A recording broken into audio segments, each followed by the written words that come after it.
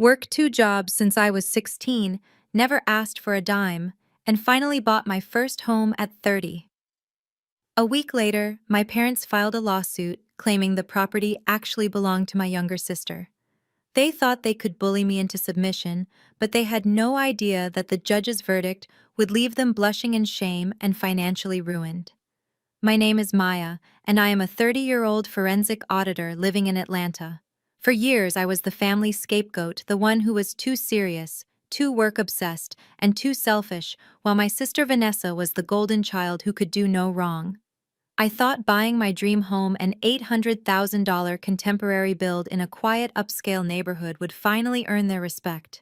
Instead, it painted a target on my back. Before I tell you how my own father tried to evict me from the house I paid for, please like this video and subscribe to the channel if you have ever had to fight for what is yours against the people who should have supported you. Let me know in the comments if you think family is about blood or about behavior.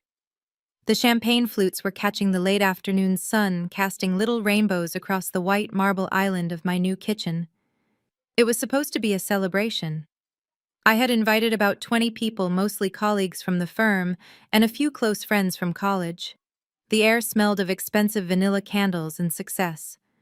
I had spent the last decade climbing the corporate ladder, scouring financial records for fraud and saving every penny while my peers went on vacations.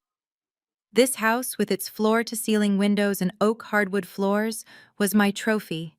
It was proof that Maya, the boring bookworm, had made it. Then the doorbell rang 40 minutes late.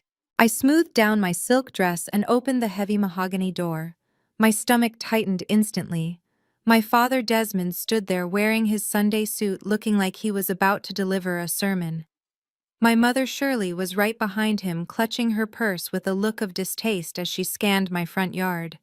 And then there were Vanessa and her husband Kyle. Vanessa was wearing a sequined dress that was far too loud for a daytime housewarming, and Kyle, my unemployed brother-in-law, looked like he had just rolled out of bed but decided to throw on a designer jacket he definitely could not afford. They did not say congratulations. They did not hand me a bottle of wine. They just walked in, pushing past me as if they owned the place. "Nice area," Kyle muttered, looking around the foyer with a critical eye. "A bit far from the city center, but I guess the square footage makes up for it." He did not even look at me. He just started walking toward the living room, running his hand along the walls like he was inspecting merchandise. I forced a smile and closed the door. "Thank you for coming," I said, trying to keep my voice steady. "The food and drinks are in the kitchen." My mother stopped in the hallway, staring at a painting I had bought from a local artist. It was an abstract piece, vibrant and bold. She crinkled her nose. "You spent money on this, Maya. You know Vanessa has been trying to save for a nursery. That money could have gone to something practical for the family." I felt the familiar heat rise in my cheeks. This was their classic move. Any success I had was just a resource I was selfishly withholding from Vanessa. I ignored the comment and led them to the kitchen. My friends, sensing the tension, grew quiet. The lively chatter died down, replaced by the awkward clinking of glasses. Vanessa immediately went to the floor-to-ceiling window that overlooked the backyard. "Oh, wow," she squealed, pulling out her phone. "The lighting in here is perfect. Kyle, come take a video of me for TikTok.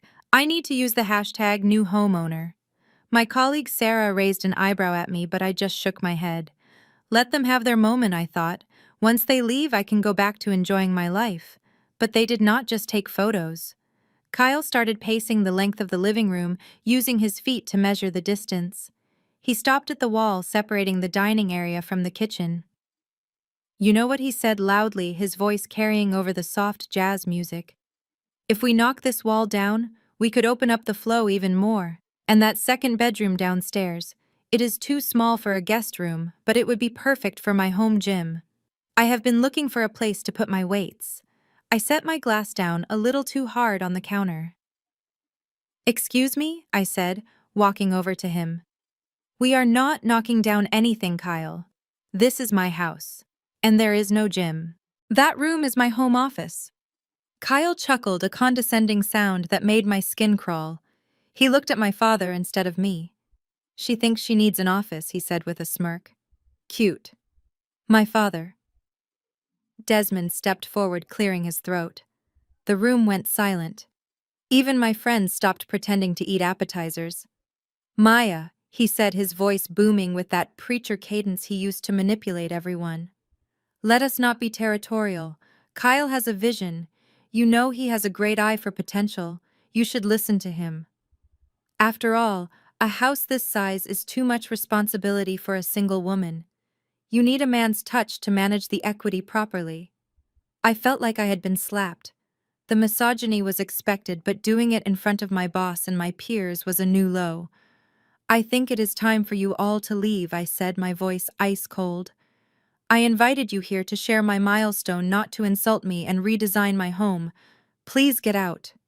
Vanessa gasped, clutching her pearls. You are kicking us out. Mom, she is kicking us out of our own house. Our house. The words hung in the air, heavy and confusing. I laughed, a dry, humorless sound. Vanessa, you have had too much to drink. This is my deed. My mortgage. My name. Now leave before I call the police. My father did not move. He did not look angry. He looked smug.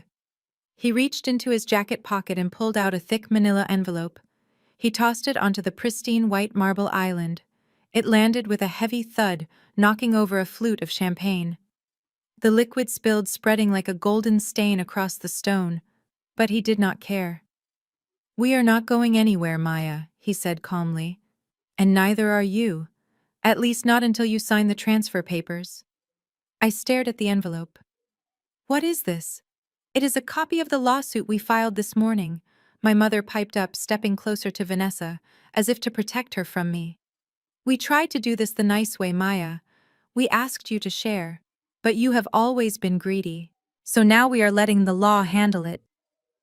I opened the folder. My hands were shaking not from fear, but from rage. I scanned the legal jargon: constructive trust, breach of oral contract, misappropriation of family funds. They were suing me.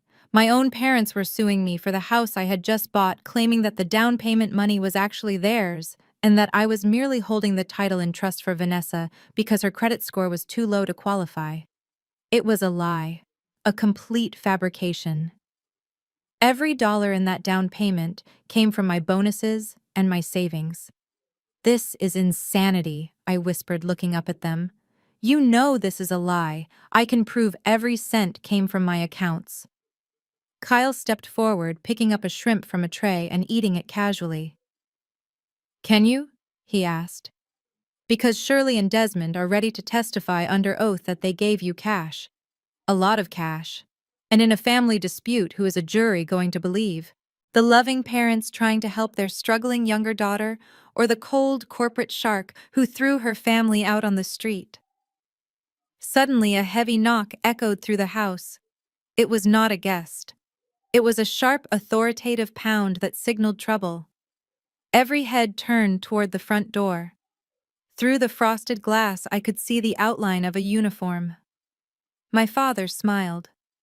That would be the sheriff deputy, he said, checking his watch. We wanted to make sure you were properly served, just to make it official. I walked to the door, feeling like I was moving underwater. I opened it to find a deputy standing there holding a clipboard. Maya Jenkins, he asked. Yes, I managed to choke out. You have been served, he said, handing me another stack of papers, identical to the ones on my counter. This includes a temporary restraining order on the sale or modification of the property pending a hearing. You are frozen, Ms. Jenkins. I stood in the doorway of my $800,000 dream home, holding the papers that marked the beginning of my nightmare. Behind me, I could hear Vanessa giggling and the sound of a champagne cork popping. Finally, Kyle said, raising a glass. To the new gym. They thought they had won. They thought they had cornered me. But as I looked at the deputy and then back at my grinning family, something inside me shifted. I stopped being the daughter. I became the auditor, and I knew something they did not. I knew how to follow a paper trail, and I was going to bury them with it. The silence in my living room was absolute. It was not the peaceful silence of a library or the comfortable silence of old friends. It was the suffocating, heavy silence of a car crash right after the metal stops screeching. The deputy sheriff stood there looking uncomfortable, shifting his weight from one foot to the other while holding his belt. Behind me, 20 of my closest friends and professional colleagues stood frozen, their wine glasses halfway to their mouths. I could feel the heat rising up my neck. Standing near the kitchen island was Marcus Henderson, my managing partner at the firm. He was the man who had just promoted me, the man who valued integrity above everything else. Now he was watching me get served with a lawsuit by my own parents. The humiliation was physical, like a punch to the gut that knocked the wind out of me. I looked down at the papers in my trembling hands. The legal header was bold and aggressive. Civil Action File Number 4092. Plaintiff Desmond and Shirley Jenkins. Defendant Maya Jenkins. I forced my eyes to focus on the text, forcing my brain to switch from panicked daughter mode to forensic auditor mode. I needed to understand the attack. The words swam before my eyes, but the central accusation leaped out at me: breach of constructive trust. I felt a wave of nausea. They were not just claiming I owed them money, they were claiming the entire house was a lie. According to the affidavit signed by my father, the $200,000 I had put down as a down payment was not my money. The document claimed that my parents had liquidated their retirement savings and entrusted the cash to me. It alleged that because Vanessa had a low credit score due to what they called a misunderstanding with a student loan provider, the family had decided I would purchase the home in my name, but hold it in trust for Vanessa until she could refinance. It was a work of fiction, so complete and detailed, it was almost impressive. I looked up from the papers, my vision blurring slightly. "You have got to be kidding me," I whispered. My mother Shirley saw her opening. She knew exactly how to play the grieving matriarch. She let out a choked sob that sounded heartbreakingly real if you did not know her. She stumbled forward, grabbing the deputy's arm for support. "Officer," she wailed, her voice trembling perfectly. "We just wanted to help our children. We gave her everything, our life savings. We trusted her to do the right thing for her sister. Vanessa is expecting a baby soon, and Maya promised this house would be ready for them." Vanessa immediately caught the cue. She placed a hand on her flat stomach and looked at the ground, biting her lip. "I do not want to fight Maya," she said softly enough for everyone to hear. "I just want what Mom and Dad promised us. We need a home for the baby." The room gasped. I could hear the whispers starting among my guests. I saw Sarah, my best friend at work, exchange a horrified look with another colleague. To an outsider, it looked damning. Here I was, the single successful career woman standing in a mansion, while my pregnant sister and elderly parents cried about betrayal. I felt like screaming. I wanted to scream that I had worked 60-hour weeks for 10 years. I wanted to shout that Vanessa was not pregnant. She just used that line to get sympathy whenever she wanted something. I wanted to explain that the $200,000 came from my performance bonuses and a frugality that bordered on obsession. But I knew that screaming would only make me look like the unstable villain they were painting me to be. "This is a lie," I said, my voice shaking despite my best efforts to keep it steady. "Officer, this is a complete fabrication. There is no trust. There was no oral agreement. I bought this house with my own money." The deputy held up a hand. "Ma'am, I am just here to serve the papers. I cannot get involved in civil disputes. But the temporary restraining order is valid. It means you cannot sell, transfer, or alter the property until the hearing next month." He tipped his hat awkwardly to the room and backed out the front door, clearly eager to escape the family drama. As the door clicked shut, the atmosphere in the room shifted from shock to judgment. Marcus Henderson cleared his throat. He placed his untouched glass of wine on a coaster. "Maya," he said, his voice cool and professional, the same tone he used during difficult client audits. "I think it is best if we get going. This seems like a private family matter that needs your full attention." "No, Marcus." "Wait," I started, taking a step toward him. "It is not what it looks like. Let me show you the bank statements. He held up a hand, stopping me. We will talk at the office on Monday. Just handle it. One by one, my guests followed him. They mumbled awkward apologies, avoiding eye contact, as they grabbed their purses and coats. People I had known for years, people I had laughed with over lunch just minutes ago, now looked at me with suspicion. The seed of doubt had been planted. Was I really the hard-working auditor they knew? Or was I a con artist who stole from my own parents? Within 5 minutes, the house was empty. The party was over.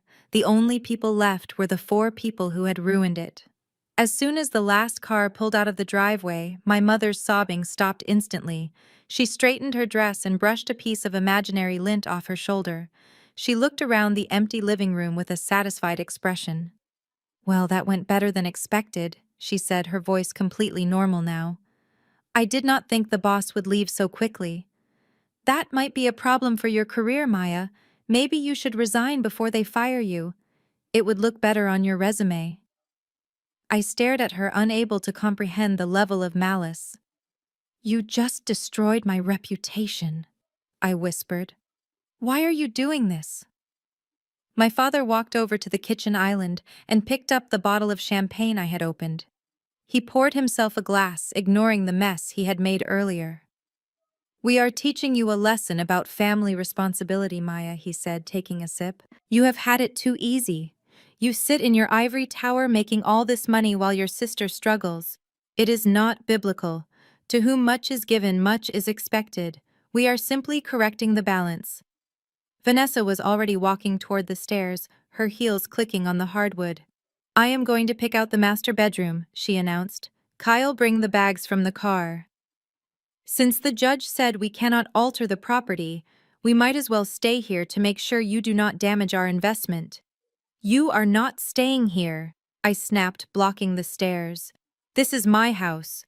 The order says I cannot sell it. It does not say I have to run a hotel for moochers. Get out. Now."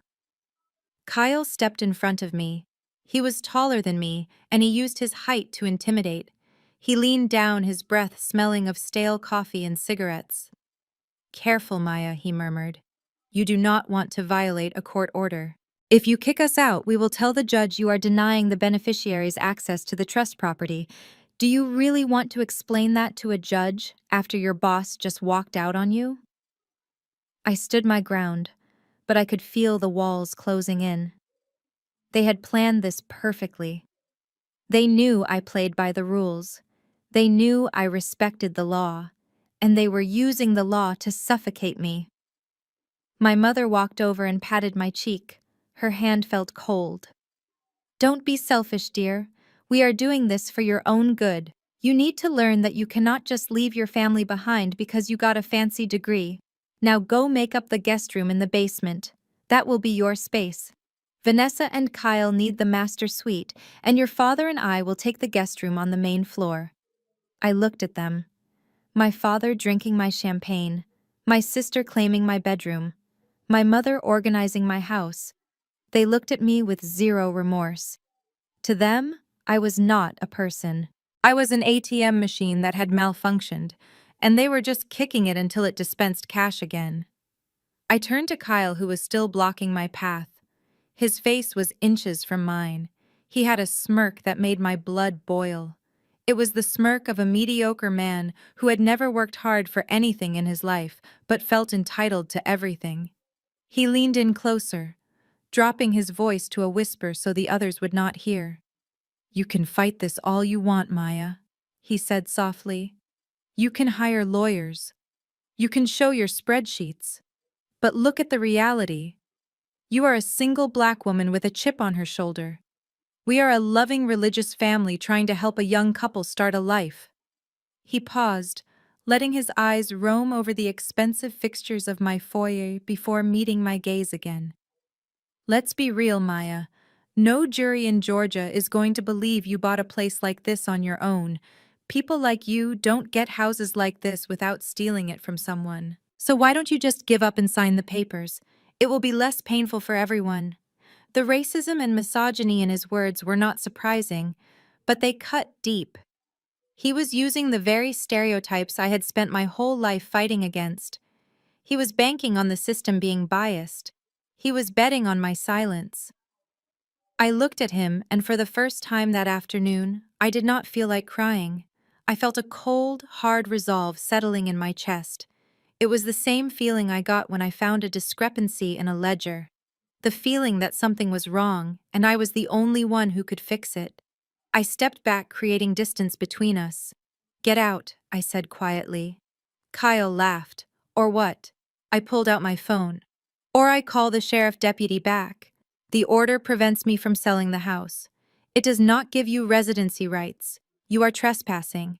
And unlike the civil suit, trespassing is a criminal offense. I will give you exactly 3 minutes to leave my property before I dial 911. I held up the phone, my thumb hovering over the call button. My eyes locked with his. He saw something there that made his smile falter. He saw the forensic auditor. He saw the woman who hunted fraudsters for a living. My father huffed, putting down the glass. "Fine, we will go. But do not think this is over. We will be back with the sheriff to enforce our rights. Come on, Shirley. Come on, kids. Let her sit in her empty house. It won't be hers for long." They filed out, grumbling and making threats. My mother made sure to knock a vase off the hallway table as she left a petty act of vandalism that shattered the glass across the floor. When the door finally closed and locked behind them, I did not clean up the glass. I did not cry. I walked straight to my home office and sat down at my desk. Kyle's words echoed in my head. "No one will believe you." He was right. In a he said, she said battle I might lose. Emotions were messy. But numbers. Numbers did not lie. Numbers did not have biases. Numbers did not care about your sob story. I turned on my computer and 3 monitors flickered to life, casting a blue glow over the dark room. "You want to talk about family funds?" I whispered to the empty room. "Okay, let's talk about funds." I opened a new case file. I named it Project Payback. I was going to audit my own parents. I was going to trace every single dollar they had spent for the last 10 years. And I had a suspicion, a very strong suspicion, that I was going to find exactly where their money had gone. They thought they were suing a daughter. They forgot they were suing a forensic auditor. And by the time I was done with them, they would wish they had never learned how to spell the word lawsuit. The next 48 hours were a lesson in psychological warfare. I had expected a legal battle, but I had not anticipated the smear campaign that would launch before the ink on the lawsuit was even dry. My phone started vibrating at 6 in the morning on Sunday, and it did not stop. It began with Aunt Ida, my father's older sister. Ida was the family matriarch, the one who organized the church bake sales and knew everyone's business before they knew it themselves. I made the mistake of answering, thinking it might be an emergency. "Maya Jenkins, shame on you." Her voice cracked through the speaker so loud I had to pull the phone away from my ear. "I just got off the phone with your mother. She is hysterical. How could you do this to your own flesh and blood, throwing your pregnant sister out on the street, buying a mansion while your father has high blood pressure?" "Aunt Ida." I started trying to keep my voice calm. "Vanessa is not pregnant, and it is my house. I paid for it. Do not lie to me," she snapped. "Shirley told me everything. She told me how they gave you that cash in a brown paper bag because they trusted you. You think just because you have that fancy job and wear those suits you are better than us. You are just a thief in high heels. We are praying for your soul, Maya. But until you make this right, do not bother coming to the family reunion next month. You are not welcome." The line went dead. I stared at the phone, my chest tight. Aunt Ida had been the one who taught me how to braid hair. She had been the one who snuck me candy during long sermons. Now she looked at me and saw a monster because my mother had painted a masterpiece of lies. Then came the texts from cousins I had not spoken to in years. Some were just confused, asking if the rumors were true. Others were vicious. One cousin sent a text that just said traitor. Another sent a Bible verse about greed. I blocked them one by one, feeling my world shrink with every tap of my finger. But the real blow came on Monday morning. I was sitting in the waiting room of a law firm in downtown Atlanta, trying to prepare for my consultation, when my friend Sarah sent me a link. The message just said, "Do not watch this at work." I clicked it. It opened TikTok. There was Vanessa sitting on the floor of what looked like a hotel room. She was wearing an oversized t-shirt and no makeup, her hair pulled back in a messy bun. Her eyes were red and puffy. She looked devastated. She looked like a victim. "Hey guys," she whispered into the camera, wiping away a tear that seemed to fall perfectly on cue. "I know I usually post happy content about fashion and lifestyle, but today I just cannot fake it. I am homeless." She paused, letting the dramatic silence hang there. "My husband and I spent the last 2 years saving every penny. My parents even gave us their retirement fund to help us buy a home. We trusted my older sister to handle the paperwork because she is an accountant. We thought she was helping us. But yesterday when we went to move in, she locked us out. She told us the house is hers. She took our money. She took our future. And now my parents are broke and we have nowhere to go. I just do not know how someone could be so cruel to their own family." The video ended with her burying her face in her hands. I scrolled down to the comments. There were thousands of them. User Shopgirl99 wrote, "What a witch, sue her for everything she has." Another user wrote, "This is why you cannot trust anyone, not even family." Then I saw it. Someone had doxed me. A comment near the top said, "I think I found her LinkedIn profile. Is this Maya Jenkins, the auditor at Henderson and Associates?" My heart stopped. This was not just family drama anymore. This was a direct attack on my livelihood. As a forensic auditor, my entire career was built on trust and ethics.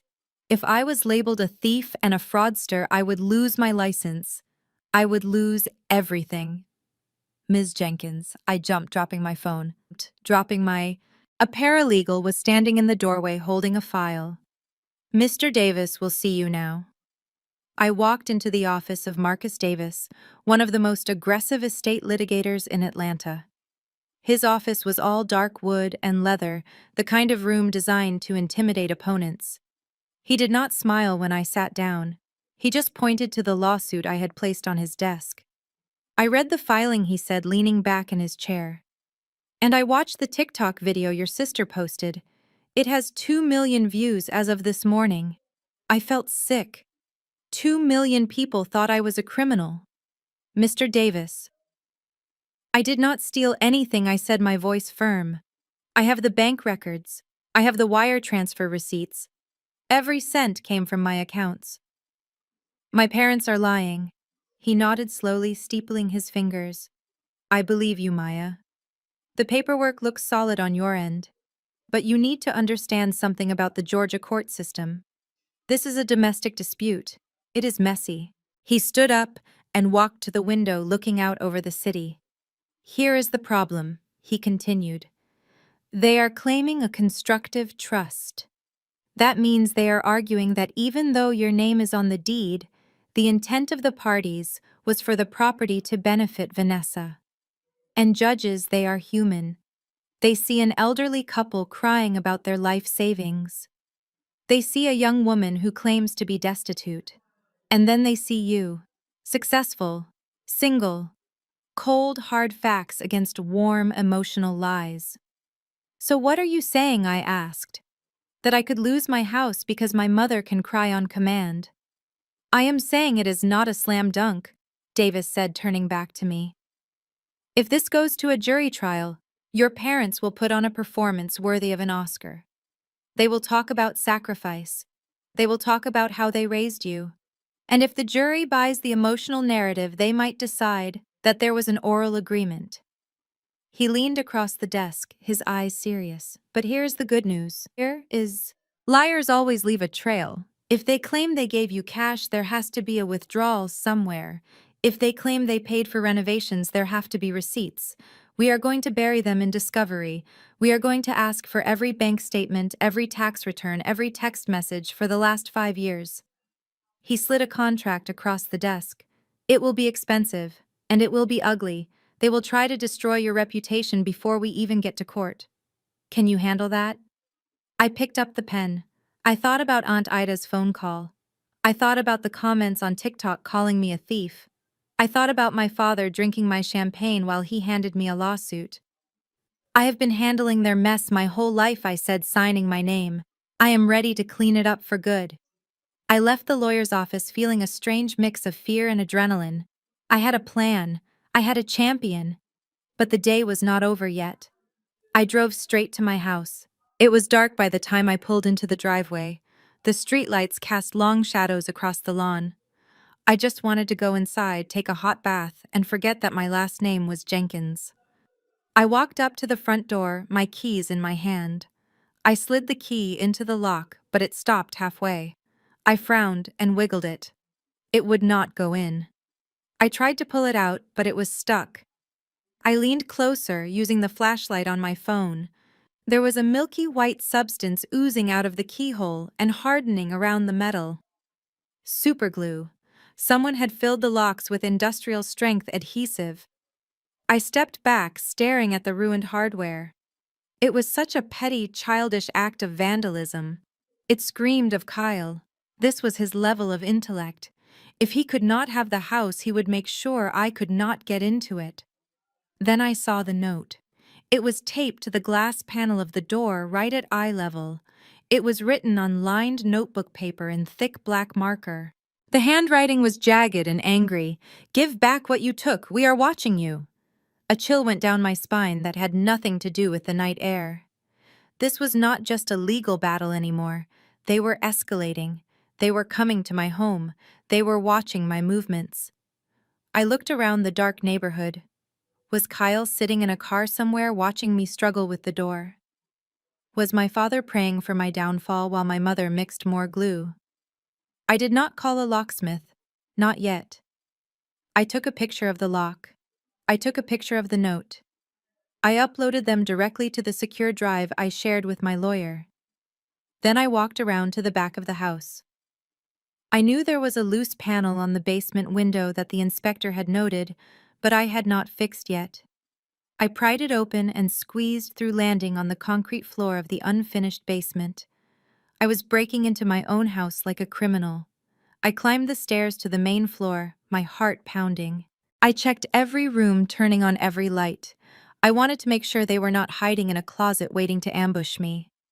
The house was empty, but it no longer felt like a sanctuary. It felt like a fortress under siege. I went to the kitchen and grabbed a chair, dragging it under the door handle of the back entrance. I checked the security system panel, ensuring the alarm was armed. Then, I sat down on the floor of my living room, hugging my knees to my chest. I looked at the note again in the photo on my phone. "We are watching you." "Fine," I whispered into the silence. "Watch me. Watch me take you apart piece by piece." I opened my laptop and logged into the firm's specialized skip tracing software. If they wanted to play dirty, I would play dirty. I typed in Kyle's full name and social security number, which I had memorized years ago when I did his taxes. The screen loaded a spinning wheel of data. "You want to glue my locks, Kyle?"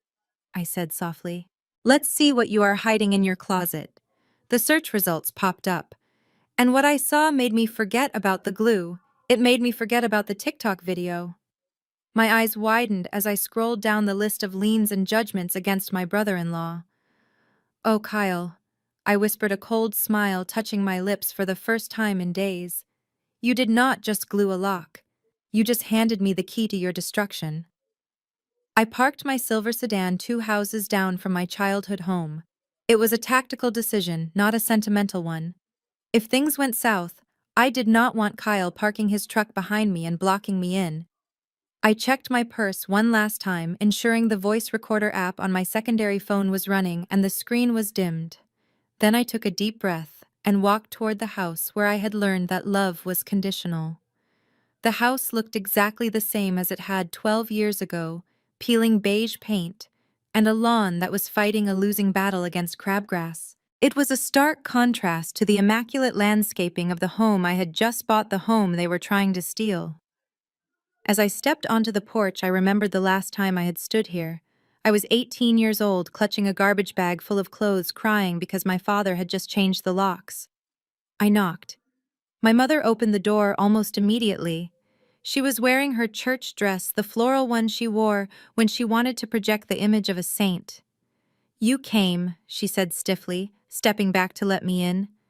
"We were praying you would make the right choice." The living room smelled of lemon pledge and old secrets. My father sat in his recliner, the leather cracked and worn.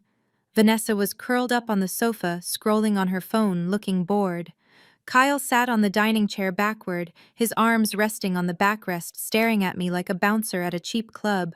"Sit down," Desmond said, pointing to the ottoman. I remained standing. "I prefer to stand. What is this about?" You said you wanted to discuss a settlement." "We want to discuss your soul," my mother said, clasping her hands. "We are worried about you, Maya. You have become so hard, so unfeeling, taking your sister's house, humiliating us on the internet. That is not how we raised you." I almost laughed. It took every ounce of my professional restraint to keep my face neutral. "You raised me to tell the truth," I said, keeping my voice even for the recording. "And the truth is I bought that house. With my money. You are the ones lying to the police and the courts." Desmond shook his head, a look of profound disappointment on his face. "It is not lying, Maya. It is correcting a mistake. God blessed you with a head for numbers, but He blessed Vanessa with a spirit for people. You have a duty to use your gifts to support hers. That is the natural order of this family." "The natural order," I repeated. "Is that what you told me when I was 18? Vanessa looked up from her phone, rolling her eyes. "Oh, here we go. She is going to bring up the scholarship again. Get over it, Maya. It was a decade ago." I turned to my sister. "It matters, Vanessa, because it is the exact same pattern." I looked back at my father. "Let's remind everyone what happened. I got a full academic scholarship to Howard University. It was my ticket out. It was my dream. And what did you do? You told me to turn it down. You told me to stay here, get a job at the warehouse, and give you my paycheck so Vanessa could go to that acting camp in Los Angeles. It was an elite program." My mother interrupted, her voice shrill. "It was her big break. She needed that opportunity." "She lasted 2 weeks before she got homesick and came back," I countered. "But by then I had already lost my scholarship because I missed the acceptance deadline. You sacrificed my future for her whim. And when I refused to hand over my savings from my summer job to pay for her plane ticket back, you threw me out." "I did not throw you out," Desmond said, his voice rising. "I told you that if you could not contribute to the family goal, you could not live under the family roof. You chose to leave. You chose selfishness." "Selfishness," I whispered. "I was a child. I was sleeping in my car for 3 months while Vanessa was posting photos from Hollywood." Desmond stood up, then his heavy frame filling the room. "And look at you now," he boomed. "You survived. You thrived. You became strong because we pushed you. But Vanessa, she is delicate. She is a star, Maya. Stars need the sky to shine, but they also need the ground to stand on. You were born to be the ground. You were born to support. That is your purpose, to make sure your sister does not fall." The words hung in the air, heavy and toxic. He truly believed it. In his twisted worldview, my existence was only justified by its utility to Vanessa. I was not a daughter, I was a support beam. "So that is it," I said quietly. "I work 2 jobs. I save. I build a life. And whenever I get something nice, you think you are entitled to take it because I am just the ground. I am just dirt to you." Kyle stood up, pushing the chair back with a scrape against the wood floor. He walked over to the sideboard and picked up a document. "Enough of the therapy session," he said, his voice devoid of the fake piety my parents used. "Let's talk business. We know the lawyer you hired. He is expensive. We know your boss is breathing down your neck. You are bleeding money and reputation, Maya." He slapped the document onto the coffee table in front of me. "This is a quitclaim deed," he said. "It transfers the title of the house to Vanessa and me." I looked at the paper, then at him. "You are out of your mind. Hear me out." Kyle said, stepping closer, his eyes cold. You sign this, and the lawsuit goes away. We tell the court it was a misunderstanding. We take down the TikTok videos. We tell everyone what a generous, loving sister you are. And in exchange, I ask my blood boiling. In exchange, we will let you live there, he said with a smirk. The basement is finished, right? It has a bathroom. You can have the basement unit. We will even let you have a separate entrance so you do not have to see us. You pay a small rent to cover utilities, and you get to keep your job and your dignity. My mother nodded eagerly. It is a perfect solution, Maya. The family stays together.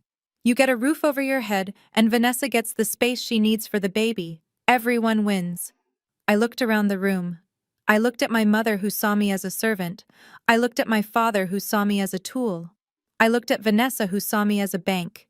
And I looked at Kyle, who saw me as a victim. They wanted me to live in the basement of the house I bought. They wanted to literally put me beneath them. The audacity was so breathtaking, it was almost clarifying. Any lingering doubt I had, any tiny piece of my heart that still wanted their approval, died right there on that shag carpet. I reached into my purse. For a second, Kyle flinched, thinking I was reaching for a weapon. I pulled out my car keys. I looked Kyle dead in the eye. You think I am trapped? I said, my voice steady and low. You think because I follow the rules I am weak. But you forgot what I do for a living, Kyle.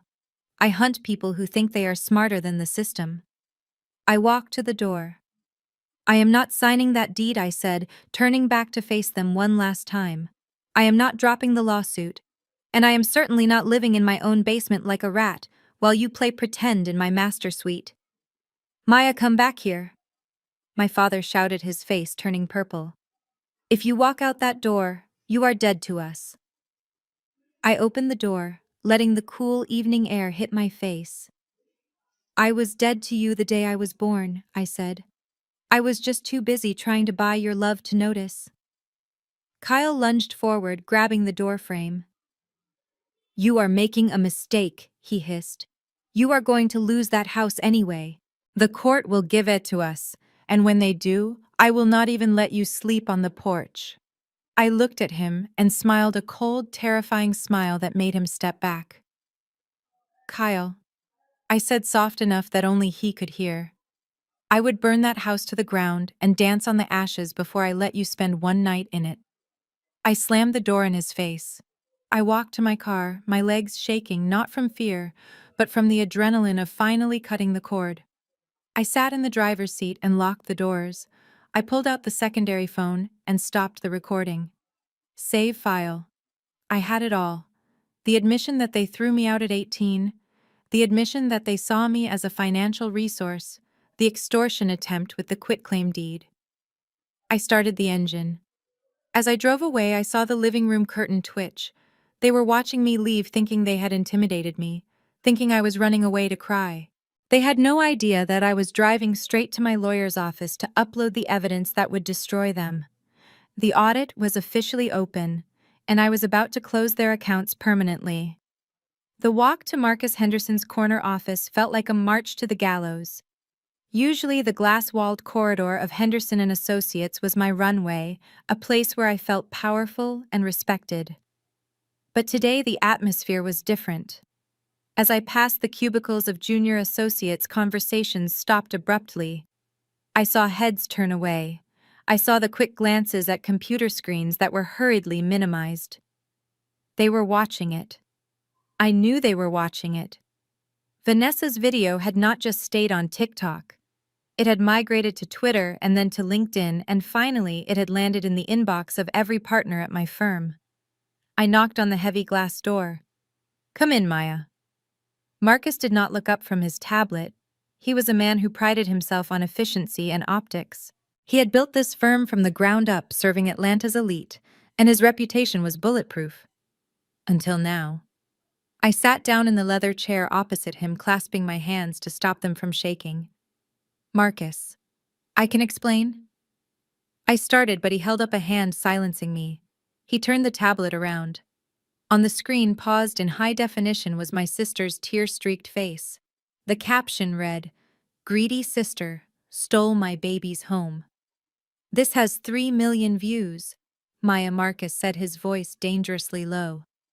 And do you know what the top comment is? It asks how a forensic auditor can be trusted to find fraud when she is committing it against her own family. I felt the blood drain from my face. That is libel, Marcus. It is not true. I have the documents to prove the house is mine. I believe you, Marcus said, and for a second I felt a flicker of hope. I know you, Maya. You are meticulous. You are ethical to a fault. But our clients do not know you. They only know what they see. And right now they see a woman who evicts pregnant relatives. We have a contract pending with the city of Atlanta. If this scandal is not contained, they will walk.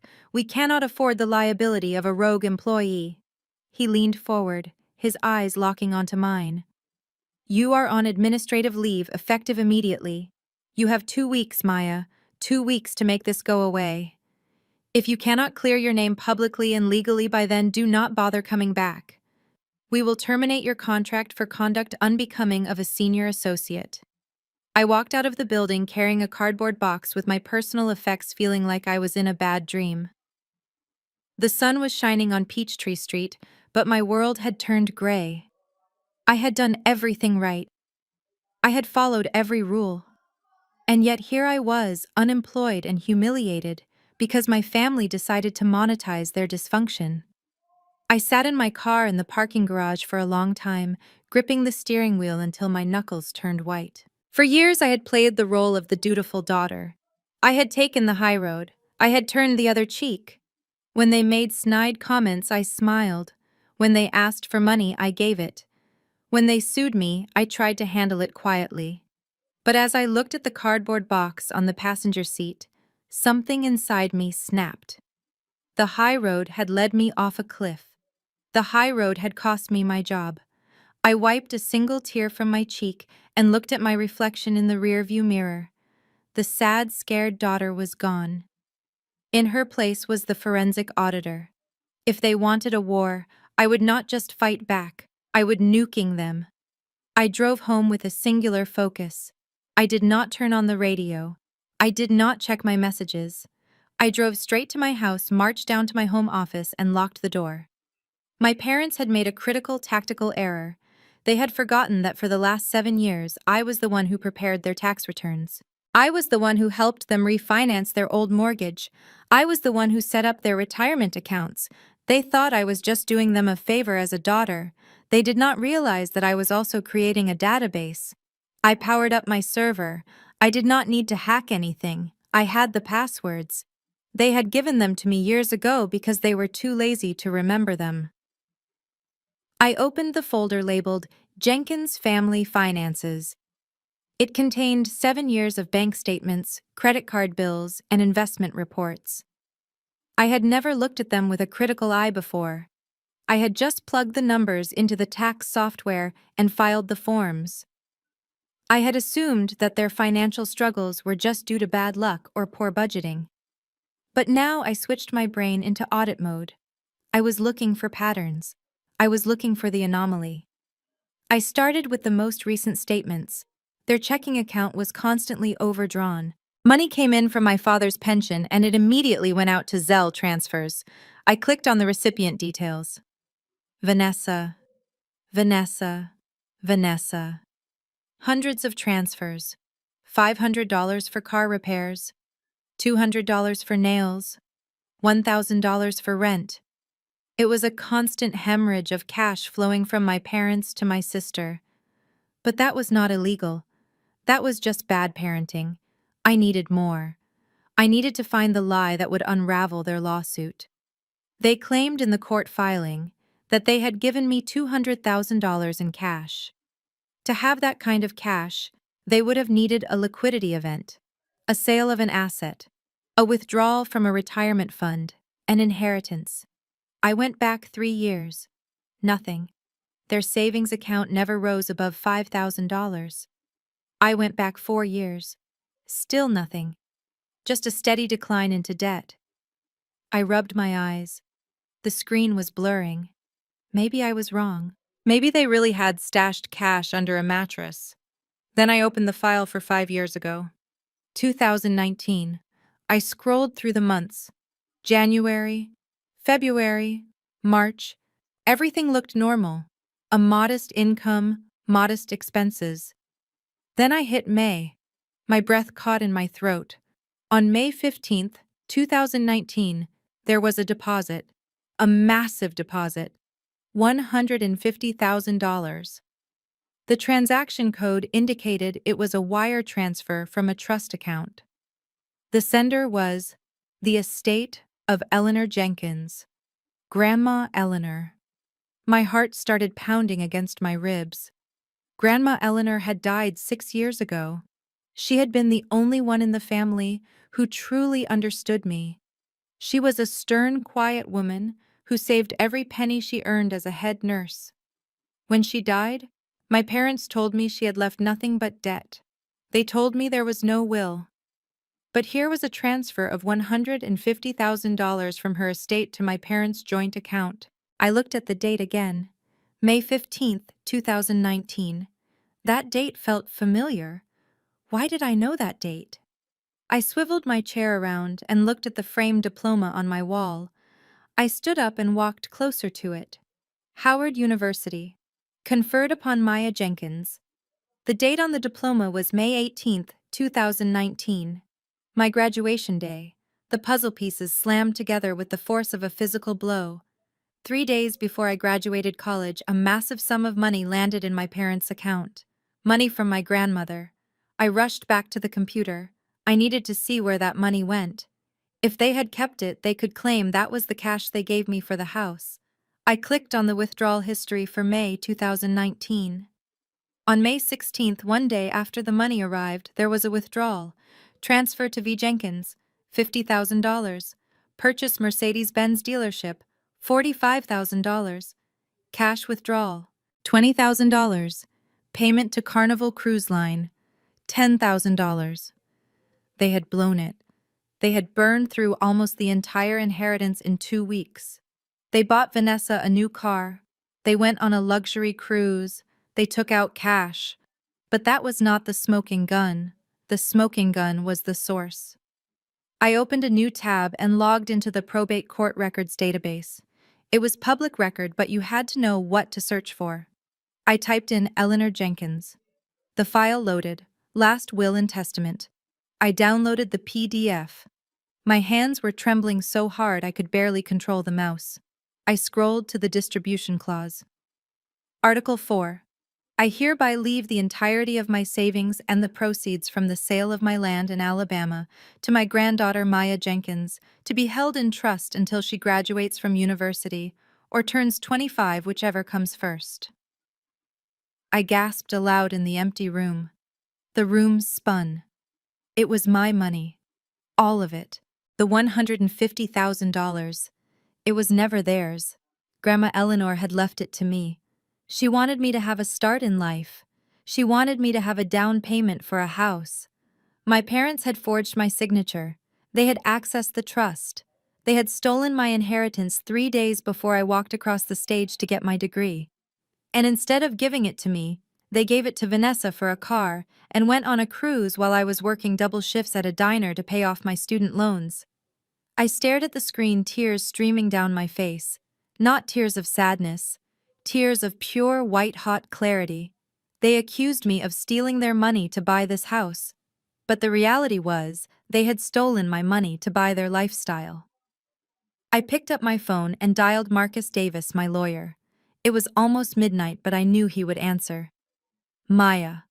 It is late, he said, his voice groggy. Marcus, do not go to sleep. I said, my voice steady and cold as ice. I just found the bodies. And I know exactly where they buried the money.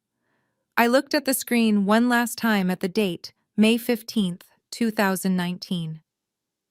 The day my parents decided that my future was less important than a cruise. They wanted a forensic audit.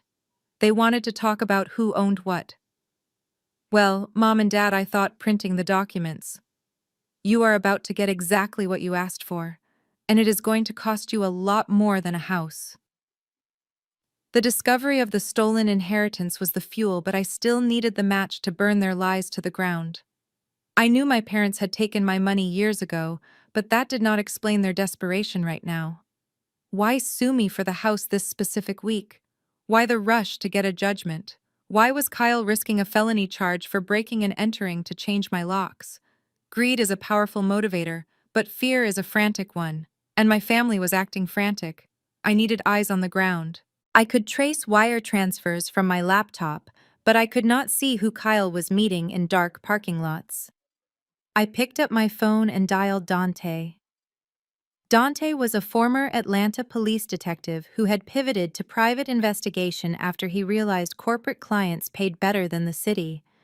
We had worked together on a massive embezzlement case 2 years ago, and he owed me a favor. Dante, I said when he picked up on the first ring, I need you to run a full background check and surveillance on a subject. Kyle Matthews, my brother-in-law. You think he is stepping out on your sister? Dante asked, his voice gravelly and tired. I wish it was that simple, I replied. I think he is into something much deeper. And I think he is dragging my parents down with him. I need to know who he owes money to, because he definitely owes someone. I sent him Kyle's details and the license plate number of his truck. Then I turned my attention back to my parents' finances. I had found the theft from 5 years ago, but I needed a current snapshot of their insolvency. If I could prove to a judge that they were financially destitute, it would make their claim that they handed me $200,000 in cash look like the fantasy it was. I pulled their credit reports. It was a sea of red ink. My father, who loved to lecture me about biblical stewardship, had a credit score of 520. They had 12 credit cards between them, and every single one was maxed out. They were paying the minimum balance on one card by using cash advances from another. It was a classic debt spiral. They were not just broke, they were drowning. And the anchor around their neck was Vanessa. I found the tuition payments for acting classes she never finished. I found the lease payments for a luxury apartment she lived in for 3 months before getting evicted. I found the car payments for the Mercedes she crashed. My parents had set themselves on fire to keep Vanessa warm, and now they were all burning. But then I saw something that made me pause. 3 months ago, my father took out a hard money loan against his own life insurance policy. It was a predatory loan with an interest rate that bordered on criminal. $50,000. Where did that money go? I traced it. It went into a joint account with Kyle, and from there it vanished into a crypto exchange platform called CoinVault. I switched tabs to investigate Kyle. If my parents were the bank, Kyle was the casino. I started digging into CoinVault. It was an unregulated exchange based in the Caribbean. I used my forensic software to analyze the blockchain transactions associated with Kyle's wallet address. He was not investing. He was gambling on shitcoins. He was pouring money into volatile tokens that promised 1,000% returns and then crashed to zero within hours. But $50,000 was not enough to cause the level of panic I had witnessed in my living room. There had to be more. 2 days later, Dante called me to meet him at a diner on the outskirts of the city. He looked grim as he slid a manila envelope across the Formica table. You were right, he said, stirring his black coffee. Your brother-in-law is not just a bad investor, he is a mark. And he has gotten himself involved with some very dangerous people. I opened the envelope. There were grainy photos of Kyle arguing with 2 men outside a gym in Buckhead. The men were thick-necked and wore tailored suits that did not quite conceal the bulges of weapons under their arms. Who are they? I asked. The one on the left is associate of a loan shark operation run by an Eastern European syndicate, Dante explained. They cater to desperate white-collar types, real estate agents who lose their commission lawyers with gambling habits, and crypto bros who lose their shirts. They lend fast cash with no paperwork, but the collateral is your kneecaps. I stared at the photo. Kyle looked terrified. He was sweating, his hands raised in a placating gesture. Dante continued. I tapped into some chatter. Word on the street is Kyle leveraged himself 10-to-1 on a crypto pump and dump scheme. He borrowed $200,000 from these guys, promising he would double it in a week. Instead, the coin crashed. He lost everything, principal and interest. When is the payment due? I asked, feeling a cold chill settle in my stomach.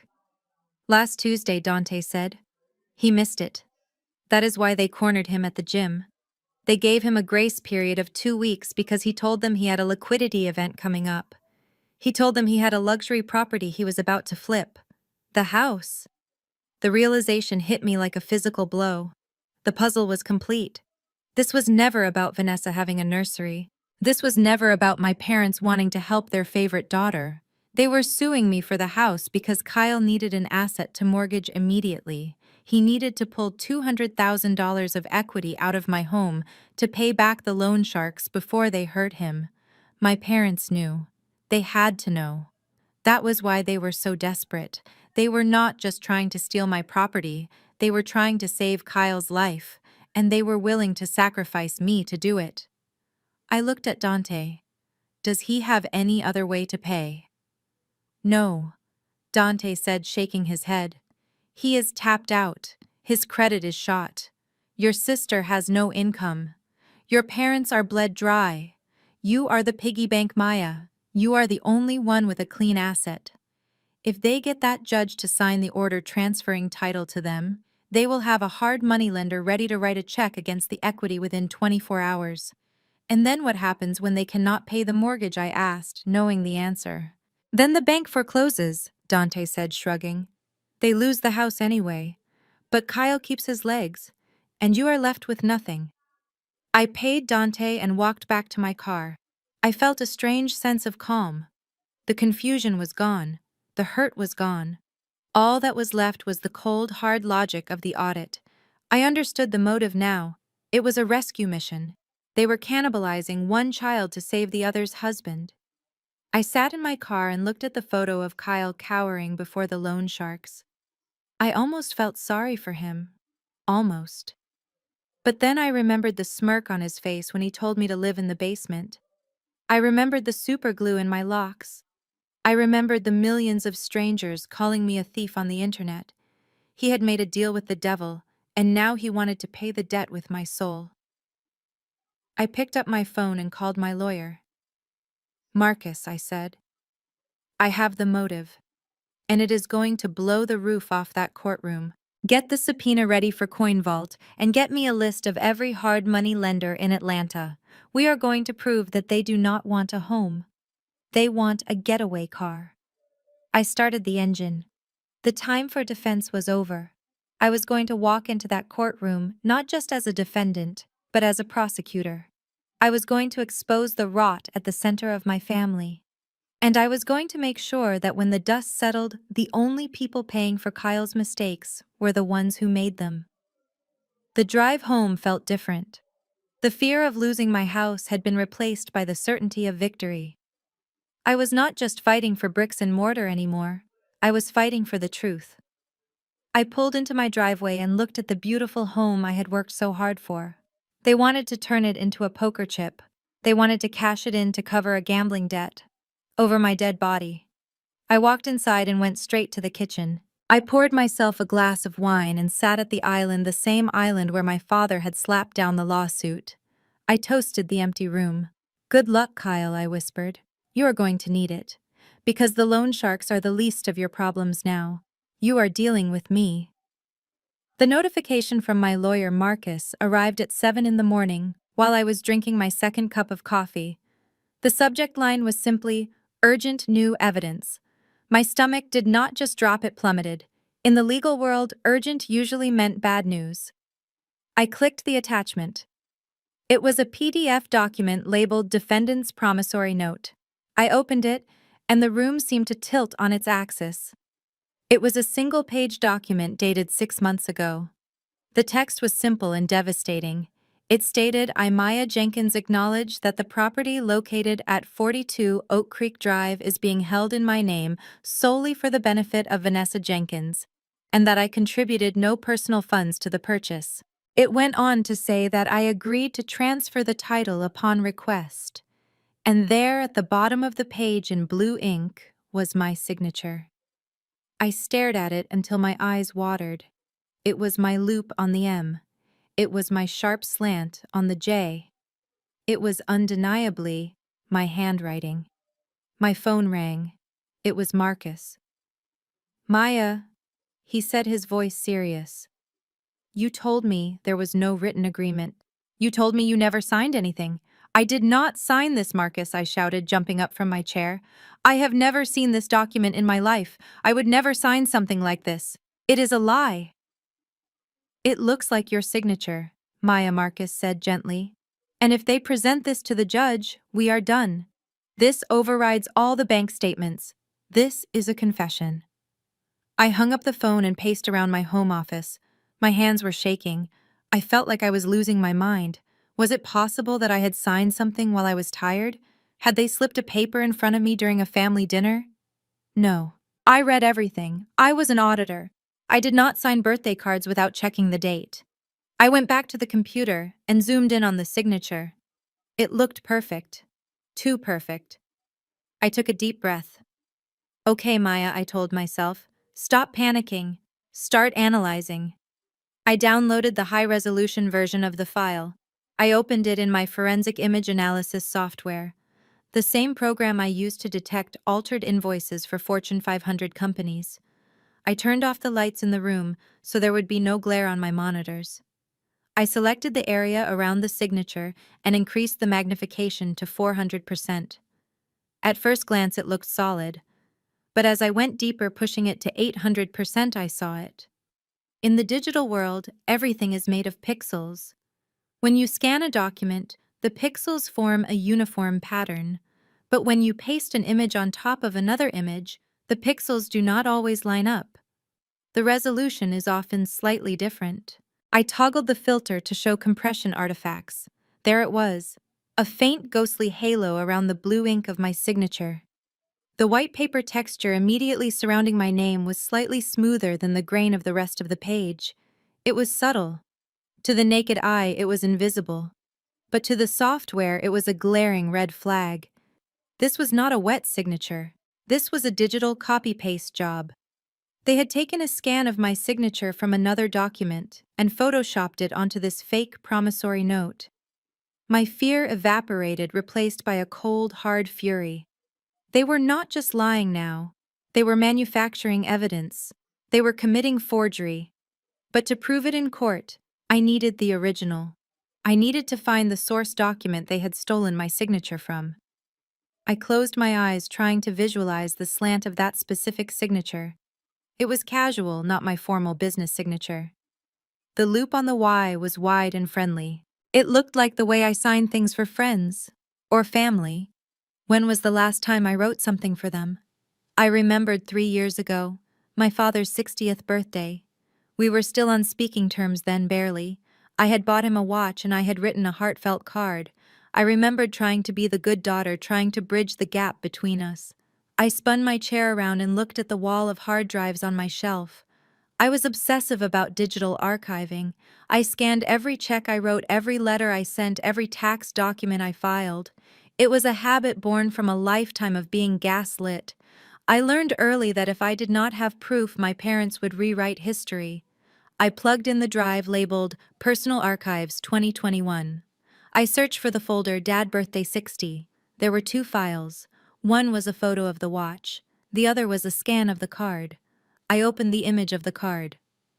"Happy 60th birthday, Dad. I hope this year brings you peace. Love, Maya." I dragged the image into my analysis software. I cropped the signature from the birthday card. Then I opened the fake promissory note again. I lowered the opacity of the birthday card signature to 50% and dragged it over the signature on the lawsuit document. My breath hitched. It was a perfect match. Every curve, every dot of ink, every slight hesitation in the line lined up exactly. No person signs their name the exact same way twice. There are always microscopic variations in pressure and angle, but these were mathematically identical. They had scanned the birthday card I gave him out of love. They had cropped out the words, "Happy Birthday." and they had pasted my name onto a lie that would strip me of my home. I sat back in my chair feeling a mix of nausea and triumph. They had made a fatal mistake. They thought they were being clever using a real signature to make the forgery look authentic. But by using that specific signature, they had tied the crime directly to a document that I could prove existed 3 years prior to the alleged agreement. I picked up the phone and called Marcus back. "Marcus," I said, my voice steady, "do not settle. Do not worry." "Did you remember signing it?" he asked, sounding hopeful. "No," I said. "I remembered where they stole it from. They photoshopped my signature from a birthday card I gave my father 3 years ago. I have the original scan. I have the overlay analysis. And Marcus, I found the compression artifacts." There was a long silence on the other end of the line. Then I heard Marcus let out a low whistle. "Maya, do you realize what this means?" he asked. "Yes," I said, looking at the two signatures on my screen, the one given in love and the one used for hate. "It means this is no longer just a civil dispute," I continued. "Forging a signature on a legal document and submitting it to the court is a felony. It is fraud. It is perjury. And since they used the internet to send it, it might even be wire fraud." "Exactly," Marcus said, his voice sharpening with excitement. "Send me everything. The overlay, the analysis, the original card. Everything. We are going to file a motion to dismiss based on fraud on the court, and then we are going to refer this to the district attorney." I hung up the phone and looked at the screen one last time. My father always told me I should be more like my sister. He always told me I should support the family. Well, I was about to support them right into a prison cell. I saved the file as Exhibit A, felony forgery. "You wanted my signature, Dad," I whispered to the empty room. "You just signed your own warrant with it." 3 days before the scheduled court hearing, my lawyer Marcus received an urgent request from the opposition. They wanted a mediation session. In the legal world, mediation is usually a sign that one side knows they are losing and wants to cut a deal before the judge slams the gavel. Marcus advised against it, telling me we had enough evidence to crush them at trial, especially with the forged signature discovery. But I told him to accept. I did not just want to win. I wanted a confession. The forged signature proved they were liars, but I needed them to admit exactly what they planned to do with my house. I needed to tie Kyle's loan shark debt directly to the property title. We met in a sterile conference room in a neutral office building downtown. The walls were gray, the carpet was gray, and the air conditioning was set to a temperature that felt like a meat locker. I sat on one side of the long mahogany table with Marcus. My parents, Vanessa and Kyle, sat on the other side, flanked by their attorney, a strip mall lawyer who looked like he had not slept in a week. When my family walked in, they looked haggard. My mother, Shirley, was wearing black as if she were attending a funeral. My father, Desmond, was leaning heavily on a cane I had never seen him use before. Vanessa looked bored, checking her reflection in her compact mirror, while Kyle looked like a caged animal. He was tapping his foot rapidly against the floor leg, shaking, causing the table to vibrate slightly. He kept checking his watch every 30 seconds. The mediator, a retired judge named Mr. Henderson, cleared his throat and began his standard speech about finding common ground and avoiding the cost of litigation. I tuned him out. I was watching my father. He was putting on quite a show, wheezing slightly every time he took a breath and clutching his chest dramatically. When the mediator finished, my mother launched her offensive. She did not use legal arguments. She used weapons of mass emotional destruction. "Maya," she said, her voice trembling, "look at your father. The stress of this lawsuit is killing him. His blood pressure was 180/100 this morning. The doctor said his heart cannot take much more of this. Do you really want your father's death on your conscience over a pile of bricks and wood?"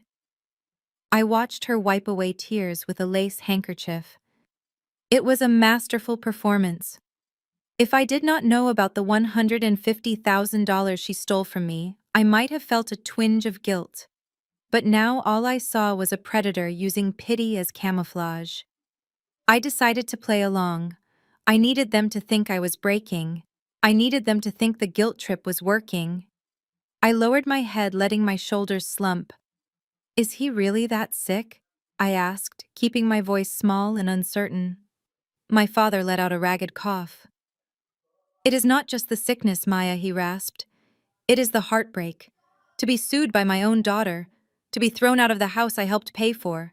It breaks a man's spirit. We did not sue you, Marcus interjected sharply. You sued us. My father waved a dismissive hand. Technicalities. We just want what is fair. We want the family to be whole again. Vanessa chimed in, then putting her hand on my father's arm. Maya, please, just sign the agreement. We can put all this behind us. Kyle and I will take care of Mom and Dad in the house. You do not even have to live in the basement if you do not want to. Just give us the title, and we will never ask you for anything ever again. I looked up at Kyle. He was the only one not speaking. He was staring at the clock on the wall, sweating profusely despite the freezing room. His eyes were darting around the room as if he expected someone to burst through the door. I turned my attention back to my mother. So if I sign the house over, I asked, my voice wavering deliberately. What happens next? Do you all just move in next week? My mother nodded eagerly, leaning across the table. Yes, baby. We move in on Monday. We make it a family home. We will put up a swing set for the grandbaby. We will have Sunday dinners. It will be just like it used to be. I paused, biting my lip, as if I was wrestling with a difficult decision. I slid my hand into my purse under the table and felt the cool metal of my phone, ensuring the recording app was still running. Georgia is a one-party consent state, which meant as long as I was part of the conversation, I could record every lie they told without them knowing. I just do not understand one thing, I said slowly. The house has a huge mortgage. The monthly payments are $4,000. Dad is retired. Vanessa does not work. Kyle, I know things have been tight. How are you going to afford the payments if I sign it over? I do not want you to lose the house to the bank in a month. My mother froze. She had not thought that far ahead in her script. Oh, the Lord will provide, she stammered. Your father has his pension, and Kyle has some investments maturing soon. I looked at Kyle directly. Is that true, Kyle? Do you have investments maturing? Because I am worried about the upkeep. The roof needs work. The property taxes are due. Kyle stopped tapping his foot. He glared at me, his eyes bloodshot. Stop stalling, Maya! He snapped, his voice harsh and loud in the quiet room. Kyle, his lawyer hissed, touching his arm. Let your mother speak. No, I am done with the soap opera, Kyle shouted, shaking off the lawyer's hand. He leaned over the table, his face twisted with desperation. Look, Maya, we do not need a lecture on finance from you. We have a plan, okay? We have a lender lined up. The room went silent. My lawyer Marcus looked at me, a tiny smile playing on his lips. We had the hook set. Now I just needed to reel him in. A lender, I asked, acting confused. But the house already has a mortgage. You cannot get another mortgage unless you refinance. We are not refinancing, Kyle spat out. We are getting a bridge loan. A hard money loan. They are ready to cut the check as soon as the title is in our name. But they need the deed recorded by Friday. By Friday, I repeated. Why Friday, Kyle? Because that is the deadline, he yelled, slamming his hand on the table, making my mother jump. That is when the deal closes. If we do not have the equity by Friday, the deal falls through and we lose everything. So stop asking stupid questions about property taxes and just sign the damn paper. My father looked at Kyle with wide eyes. Kyle, what are you talking about? What deal? Kyle ignored him. He was focused entirely on me. Sign it, Maya. Sign it now and we will drop the lawsuit. We will walk away. But I need that title today. I sat back in my chair, the act of the submissive daughter dropping instantly from my shoulders. I looked at Marcus. He gave me a barely perceptible nod. We had it. He had just admitted on tape that there was no intent to live in the house. He admitted there was a third-party lender involved. He admitted there was a deadline. And most importantly, he contradicted my parents' sworn affidavit that claimed they wanted the house for a primary residence. I looked at Kyle, and for the first time I let him see the contempt in my eyes. "I am not signing anything today," I said, my voice cool and professional. Kyle looked like he was about to vault across the table. "You little witch," he snarled. "You are going to ruin us." "No, Kyle," I said, standing up and smoothing my skirt. "You ruined yourself. And Mom and Dad, I suggest you ask your son-in-law exactly who this lender is. Because hard money lenders usually do not care about Sunday dinners or swing sets. They care about collateral. And it sounds like he has already promised them mine." I signaled to Marcus. "We are done here." My mother stood up, knocking her chair over. "Maya, wait. You cannot leave. Your father's heart." I looked at my father, who had miraculously stopped wheezing the moment Kyle started shouting about loans. "His heart seems fine, Mom," I said, walking to the door. "But you might want to check his wallet. I have a feeling it is lighter than you think." Kyle leaped up, kicking his chair back. "You are making a huge mistake, Maya. You do not know who you are messing with." I stopped at the door and turned back. My hand was still in my purse, clutching the phone that held their destruction. "Actually, Kyle, I do know. I am messing with a desperate man who made a bad bet, and I am the one holding the winning ticket." We walked out of the conference room, leaving them shouting at each other. As the heavy door closed behind us, I heard my father's voice rising in panic, asking Kyle what he meant by a deadline. We got in the elevator and Marcus hit the button for the lobby. He let out a long breath. "That was intense," he said, "but we got him." That admission about the lender proves the constructive trust claim is a sham. They do not want to hold the house in trust for Vanessa. They want to liquidate the equity. I nodded, watching the floor numbers light up. I felt drained but satisfied. "I have the recording," I said. "I will upload it to the drive as soon as we get to the car." Marcus looked at me with a newfound respect. "You missed your calling, Maya.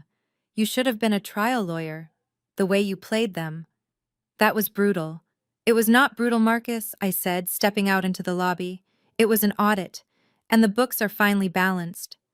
But as we walked to the car, I knew the hardest part was still to come. The mediation had confirmed the motive, but the trial would determine the punishment. Kyle was cornered, and a cornered animal bites. I checked my phone. No new messages. But I knew they were coming. The deadline was Friday. Today was Wednesday. I had 48 hours to keep myself and my house safe before Kyle's creditors realized he was not going to pay up.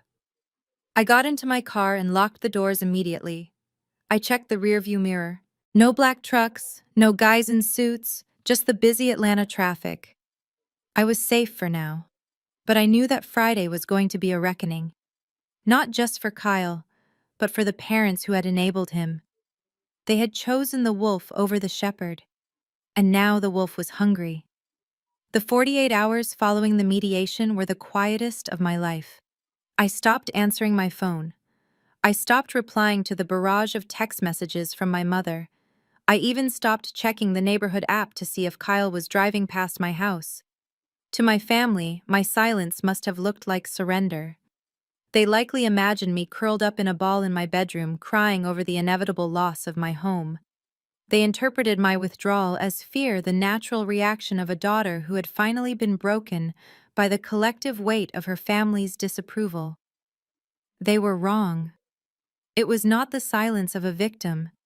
It was the silence of a hunter waiting in the brush. I kept my phone active only to monitor their social media.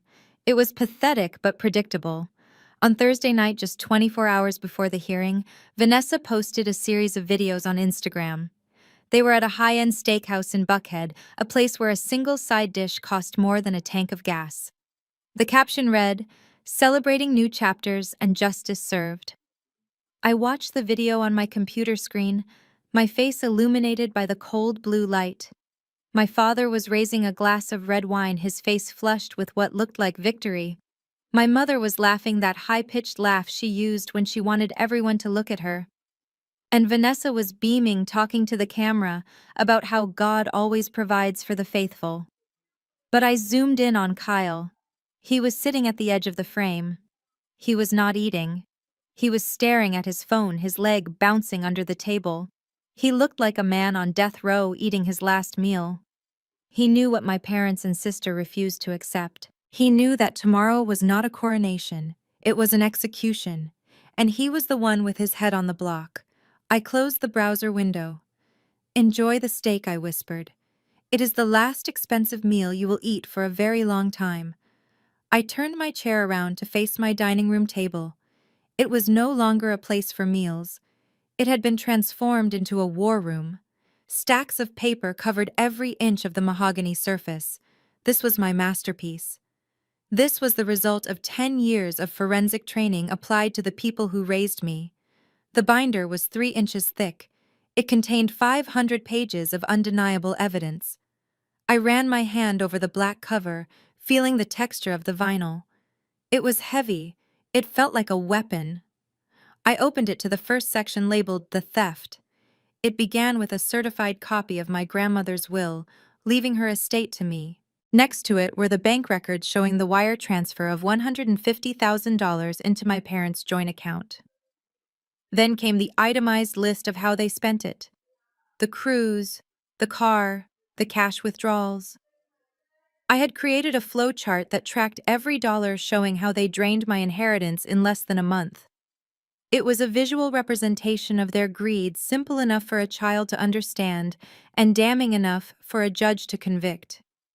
I turned the tab to the second section labeled "The Forgery." This was my favorite part. On the left side of the page was the birthday card I had written to my father 3 years ago. On the right side was the fake promissory note they had submitted to the court. Below them were the forensic imaging scans showing the identical pixel compression artifacts. I had included a report from an independent handwriting expert confirming that the signature on the legal document was a digital copy of the signature on the card. It proved that they were not just bad parents, they were felons. They had committed fraud upon the court. The third section was the darkest. It was labeled "The Motive." It contained the dossier on Kyle, the screenshots of his crypto wallet showing the massive losses, the emails from the hard money lenders, the transcript of the mediation where he admitted to having a lender ready to close by Friday. This section proved that their lawsuit was not about family rights or constructive trusts. It was a desperate scramble for cash to pay off a loan shark. I spent the entire night reviewing every page. I checked every date. I verified every sum. I placed sticky notes on the key exhibits so I could flip to them instantly during the hearing. I was not going into that courtroom as a daughter. I was going into that courtroom as the lead prosecutor in the trial of my own life. By 3 in the morning, the house was dead silent. The only sound was the hum of the refrigerator and the scratching of my pen as I made final notes. I felt a strange sense of detachment. I remembered being a little girl trying so hard to get an A on my report card, hoping my father would put it on the fridge. I remembered working double shifts to pay for my own prom dress because my mother said they did not have the money. I remembered the look on their faces when I bought this house, the jealousy masked as concern. All of that pain, all of those years of feeling less than were distilled into this binder. I was finally going to get the A+, but this time, I was not looking for their approval. I was looking for their accountability. I finally went to bed at 4, but I did not sleep. I lay there staring at the ceiling, listening to the wind rattle the windows. For the first time in weeks, I did not feel anxious. I felt clean. The truth does that to you. It scrubs away the confusion. At 6 in the morning, my alarm went off. I got up and showered, scrubbing my skin until it was pink. I went to my closet and pulled out my navy blue suit. It was tailored sharp and professional. It was my armor. I pulled my hair back into a tight bun. I applied my makeup sparingly. I did not want to look like a victim. I wanted to look like the CEO of my own destiny. I went downstairs and made a pot of coffee. As I poured the first cup, my phone buzzed on the counter. It was a text message from my father.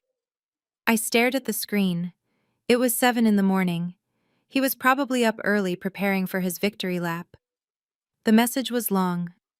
It started with a Bible verse because of course it did. Colossians 3:13. Bear with each other, and forgive one another, if any of you has a grievance against someone. Forgive, as the Lord forgave you. I read on. Maya, we are heading to the court. It is not too late to do the right thing. God teaches us to share our blessings. Your sister needs this more than you. Don't let pride harden your heart. We are willing to forgive your disrespect if you just sign the papers before we go in front of the judge. Let's be a family again. Do it for Jesus. Do it for us. Love, Dad. I put down my coffee cup. The audacity was breathtaking. Even now at the 11th hour he was trying to manipulate me with scripture. He was weaponizing my faith against me, trying to use guilt to cover his crimes.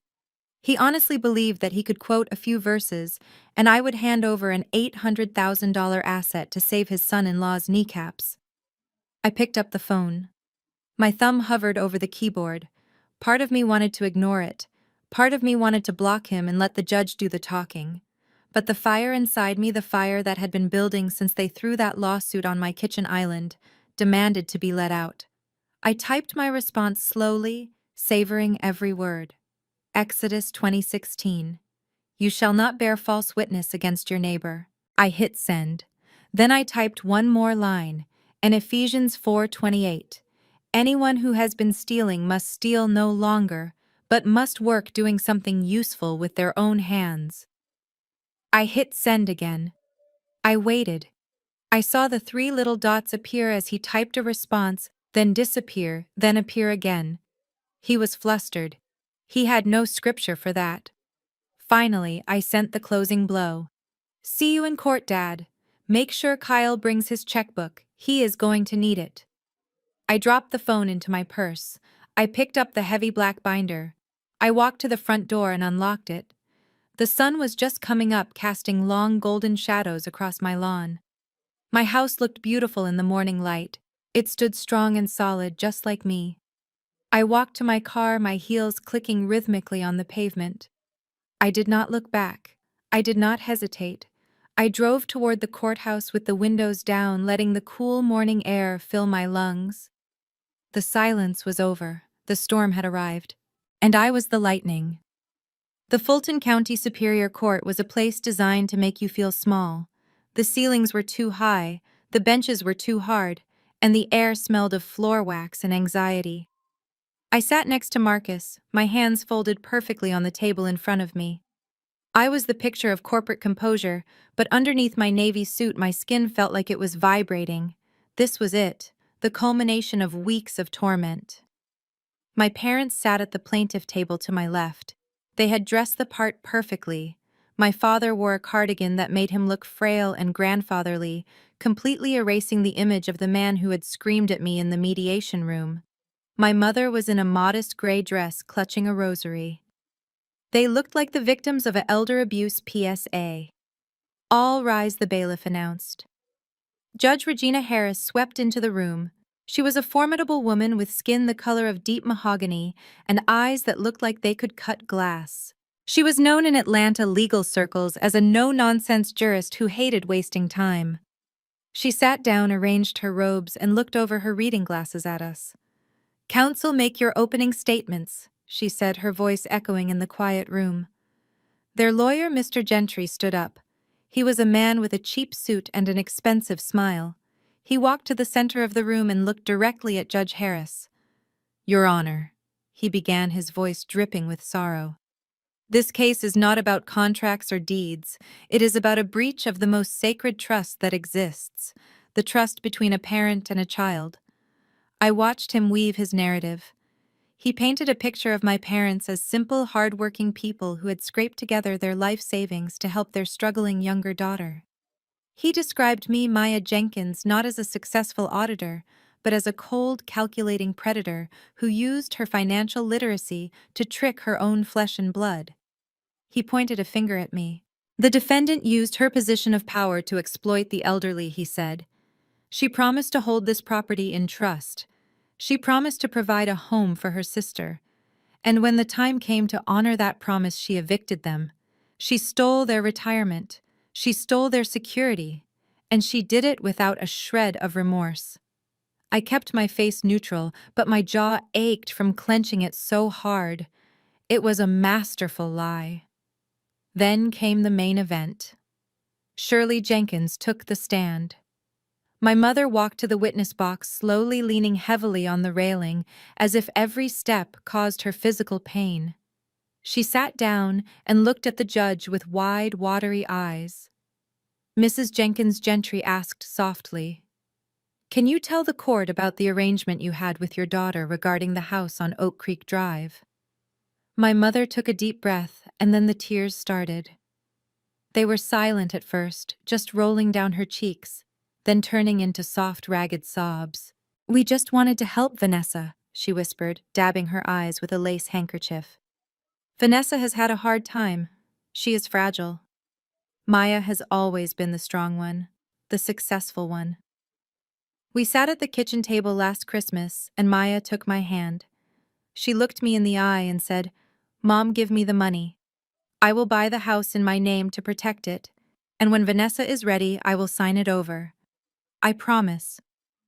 She looked at me then, a look of pure heartbreak on her face. I believed her, she sobbed. "She is my daughter. Why would I doubt my own daughter? I gave her everything we had, every penny we saved from Desmond's pension, $200,000. We put it in a brown paper bag just like she asked because she said it would be better for taxes." I stared at her. The detail about the brown paper bag was new. It was a nice touch. It added a layer of illicit intrigue, suggesting I was trying to dodge the IRS. Judge Harris leaned forward. Her expression softened. She reached for the box of tissues on her bench and held it out toward my mother. "Take your time, Mrs. Jenkins." The judge said, her voice gentle. I felt a cold knot form in my stomach.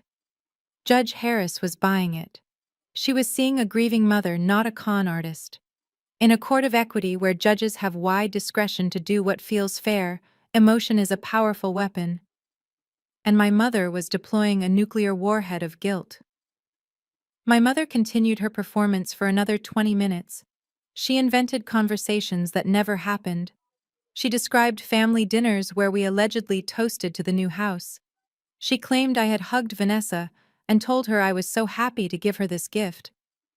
By the time she stepped down, half the people in the gallery were looking at me with disgust. Even the court reporter gave me a side eye. I was the villain in a Hallmark movie and everyone wanted to see me pay. Then it was Vanessa's turn. My sister walked to the stand with her head held high. She was wearing a loose-fitting dress that suggested a maternity style, even though we both knew she was not pregnant. She sat down and swore to tell the truth, the whole truth, and nothing but the truth. The lie came easily to her. She had been practicing it her whole life. Vanessa Gentry asked, "Did you personally witness the transfer of funds?" "Yes, I did," Vanessa said, her voice clear and strong. "Can you describe it for the court?" "It was January 15th, she said without hesitation. "We met Maya at a coffee shop on Lenox Road. Mom was nervous about carrying that much cash. But Maya said it had to be cash. She said if we wired it, the bank would ask too many questions about where it came from." I wrote down the date on my legal pad. January 15th. I checked my calendar. I was in Chicago that day for a client audit. Strike one. Vanessa continued, her eyes locking with mine. I saw my father hand her the bag. I saw Maya open it. She counted the bundles. She smiled and said, "Do not worry, little sister, your big sister has got this covered." She hugged me. She told me to go pick out paint colors. She paused, letting the silence hang in the room. "I trusted her," Vanessa whispered. I looked up to her. I never thought she would leave me homeless. Judge Harris turned to look at me. Her face was unreadable, but her eyes were cold. The story was consistent. 2 witnesses, a specific date, a specific amount, and a clear motive of family betrayal. Gentry stood up looking satisfied. "No further questions, Your Honor." Marcus leaned over to me. They are good, he whispered. If we did not have the evidence, we would be dead in the water right now. I nodded. They had built a beautiful castle of lies. It was impressive, really. They had coordinated their stories perfectly. They had hit every emotional note. They had made me look like a monster. But castles built on sand do not stand when the tide comes in. Judge Harris looked at the clock. We will take a 15-minute recess before cross-examination, she announced. My family stood up. As they walked past our table to exit the courtroom, Vanessa slowed down. She looked at me, and for a second, the mask slipped. The grieving sister vanished, and the smirk returned. You should have signed the deal, Maya, she mouthed. I did not respond. I just watched them walk out. My father clutching his chest, my mother dabbing her dry eyes, my sister strutting like she had already won. They had no idea. They thought the trial was about who the judge believed. They did not realize that the trial was about to become a crime scene investigation. I opened my black binder. I turned to the tab marked the forgery. I turned to the tab marked the theft. I looked at Marcus. Are you ready to burn it down? I asked. Marcus smiled a sharp, predatory grin. Let's go to work, he said. We sat there in the emptying courtroom, waiting for the judge to return. The air still smelled of floor wax and anxiety, but now it also smelled of something else. It smelled of a trap springing shut. Your Honor, I would like to call Mr. Kyle Matthews to the stand. Marcus stood up and buttoned his jacket. He looked like a shark smelling blood in the water. Kyle stood up from the plaintiff's table. He tried to look confident, adjusting his tie and shooting a reassuring look at Vanessa, but his hands were shaking. He sat in the witness box and took the oath. Mr. Matthews. Marcus began walking toward him with a document in his hand. You testified earlier that you and your wife contributed significantly to the savings that your in-laws allegedly gave to Mrs. Jenkins. You stated that you are a successful investor and that this house was intended to be a joint family asset. That is correct, Kyle said, lifting his chin. I have done very well in the crypto markets. We wanted to help the family. Marcus nodded slowly. He placed the document on the railing in front of Kyle. This is a certified copy of your IRS tax transcript from the year in question. Can you please read line 7 for the court? Kyle looked down. He swallowed hard. His Adam's apple bobbed. It says 0, he mumbled. I am sorry I did not hear you, Marcus said, cupping his ear. It says 0. Kyle said louder, his face starting to flush. 0, Marcus repeated. And can you read line 12 where it lists unemployment compensation? Kyle glared at Marcus. $22,000. Thank you, Marcus said, turning to the jury box, which was empty since this was a bench trial, but the theatricality was for the judge. So in the same year that you claim you gave your wife thousands of dollars to put into a brown paper bag for a house down payment, you were actually telling the federal government that you had no income and needed state assistance to survive. Kyle shifted in his seat. Well, you know how it is with crypto. It is decentralized. You do not always report realized gains until you cash out. Yes, Crypto Marcus said. He walked back to our table and picked up the thick black binder. He pulled out the section I had labeled Motive. We subpoenaed the records from CoinVault, Mr. Matthews. Marcus dropped a stack of papers in front of him. It landed with a heavy thud. These records show that you did indeed have an account. But they do not show gains. They show that 3 weeks ago you leveraged a $50,000 loan from your father-in-law into a position on a speculative token. And 48 hours later, that position was liquidated. You lost everything. The courtroom was silent. My father let out a small gasp. He had known Kyle lost money, but he clearly did not know the extent of it. That is irrelevant, Kyle snapped, sweat starting to bead on his forehead. Markets fluctuate. That has nothing to do with the house. It has everything to do with the house. Marcus thundered, his voice filling the room. Because we also have sworn affidavits from 2 hard money lenders in Atlanta. They stated that you approached them last week seeking an emergency bridge loan of $200,000. And the collateral you offered was the property at 42 Oak Creek Drive, my client's home. Judge Harris leaned forward, her eyes narrowing. Is this true, Mr. Matthews? Were you attempting to take out a loan against the property in dispute?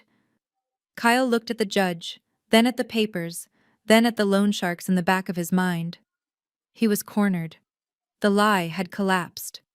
I had to, he stammered, his voice cracking. I owe people money. Bad people. They said they would hurt me. And who told you that you could use Maya's house to pay your debts? Marcus asked, leaning in close. It was not my idea, Kyle shouted, pointing a trembling finger at Vanessa. She told me to do it. She said Maya owes us. She said Maya has plenty of money, and she would never miss the equity.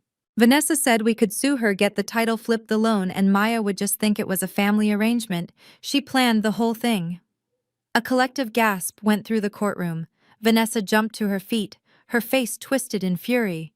You liar, she shrieked. You told me it was a sure thing. You told me we would be rich.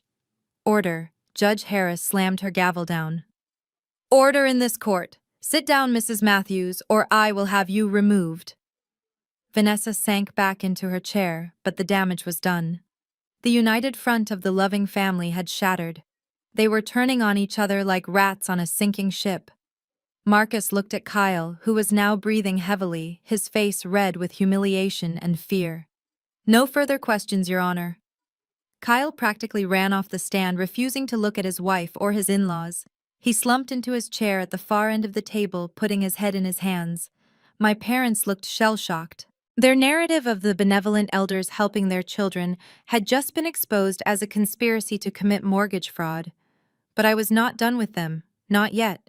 They still had one shred of dignity left. They still claimed that even if Kyle was greedy, they had at least given me their life savings years ago. I tugged on Marcus's sleeve. Finish it, I whispered. Marcus nodded and turned to the judge. Your Honor, the defense has one final piece of evidence to present regarding the source of funds. The plaintiffs claim they gave Ms. Jenkins $200,000 in cash, which they saved over a lifetime of hard work. We would like to introduce into evidence the probate records of the estate of Eleanor Jenkins. My mother froze. I saw her hand fly to her mouth. She knew. In that second, she knew that I knew. Marcus walked to the projector and placed a document on the screen. It was my grandmother's will. Eleanor Jenkins left her entire estate to her granddaughter, Maya Jenkins, to be held in trust until her graduation from university, Marcus read.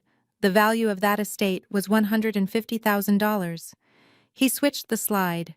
This shows a wire transfer of those funds into the joint account of Desmond and Shirley Jenkins on May 15, 2019, 3 days before Maya's graduation.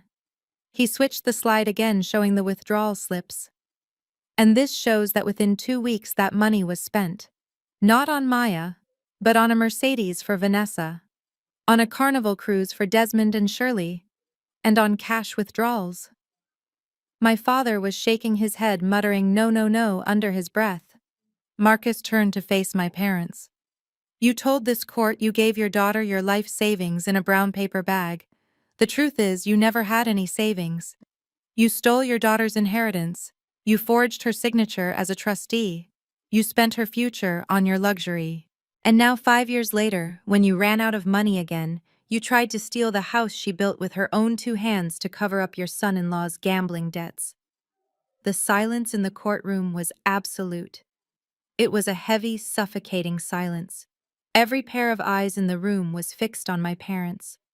Judge Harris slowly took off her glasses. She looked at Desmond and Shirley. Her expression was not one of anger anymore. It was one of profound disappointment and disgust. Mr. and Mrs. Jenkins, she said, her voice quiet but cutting. Is this true? My father tried to stand up. He tried to summon his preacher voice. He tried to find a Bible verse to hide behind. But he couldn't. He looked at the screen where his theft was displayed in black and white. He looked at me, sitting tall and proud. He slumped back down. He looked at his shoes. His face, usually so pale, turned a deep, burning crimson. Beside him, my mother lowered her head. Her fake tears replaced by real shame. They were blushing. For the first time in their lives, they were feeling the weight of their own sins. They could not look at the judge. They could not look at the gallery. And they certainly could not look at me. The blush of shame spread from their necks to their hairlines. It was the only confession I needed. I looked at them, and I felt a weight lift off my chest. The bond was broken. The obligation was gone. I was free. Judge Harris put her glasses back on. "I have heard enough," she said. "And frankly, I have never been more disgusted by a set of plaintiffs in my 20 years on the bench." She picked up her pen and began to write. The sound of the pen scratching against the paper was the sound of my victory. The audit was complete, the accounts were balanced, and the verdict was coming down like a hammer. The courtroom was so quiet you could hear the hum of the air conditioning unit. Judge Harris stared at my parents for a long time. She took off her reading glasses and set them down on the bench with a deliberate click. She did not look like a judge in that moment. She looked like a disappointed matriarch, looking at two children who had broken something that could never be fixed. "Mr. and Mrs. Jenkins." Judge Harris began, her voice low and dangerous. "I have sat on this bench for 20 years. I have seen business partners steal from each other. I have seen spouses hide assets during divorces. I have seen strangers con the elderly. But I have never seen parents devour their own child with such calculated malice." My father tried to open his mouth to speak, but Judge Harris held up a hand, silencing him instantly. "You came into my courtroom claiming to be victims," she continued. "You invoked the name of God and the sanctity of family. You wept real tears. But they were not tears of sorrow. They were tears of frustration because your bank account was empty. You stole from your daughter when she was a student. You forged her signature when she was an adult. And then you tried to use this court as a weapon to strip her of the one thing she managed to build despite you." She looked at the black binder of evidence sitting on my table. "The plaintiff's case is dismissed with prejudice," she declared. "That means you can never bring this claim again. But I am not done." She turned to the court reporter. "Please mark Exhibit C the forged promissory note and Exhibit D the trust fund withdrawal records. I am referring these documents immediately to the Fulton County District Attorney's Office.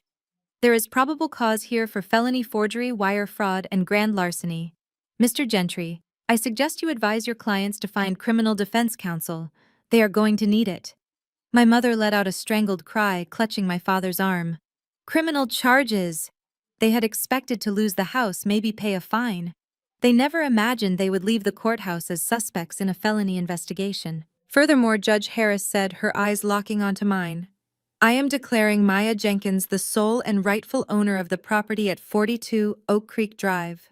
The temporary restraining order is lifted immediately, and regarding the defendant's counterclaim for legal fees and damages, I am granting it in full." She picked up a piece of paper and wrote a figure on it. "The plaintiffs are ordered to pay 100% of Ms. Jenkins' legal fees. Additionally, I am awarding punitive damages in the amount of $150,000. That is the exact amount you stole from her inheritance plus interest. You spent her money on a cruise. Now you will sell whatever you have left to pay her back." Judge Harris slammed the gavel down. The sound cracked through the room like a gunshot ending the war. Court is adjourned. For a moment, nobody moved. I sat there feeling the tension drain out of my body. It was over. I had not just won. I had been vindicated. Then the chaos started. The bailiff moved toward my parents, handing them paperwork. Kyle was already gone, having slipped out the back door the moment the judge mentioned the district attorney. Vanessa was sitting in her chair, staring at the wall, looking like a statue of shock. I stood up and gathered my files. Marcus shook my hand, beaming. "You did it, Maya," he said. "You really did it." I turned to leave, but my path was blocked. My father stood there, his face gray and old. My mother was beside him, her eyes red and swollen. They did not look like the monsters who had sued me. They looked like two frightened old people who had just realized they had no safety net. Maya, my mother whispered, reaching out a trembling hand to touch my sleeve. I took a step back, avoiding her touch. Maya, please, my father said, his voice cracking. We made a mistake. We were desperate. The loan sharks, they were going to hurt Kyle. We were just trying to protect the family. You have to understand. Please do not let them send us to jail. Please tell the judge you forgive us.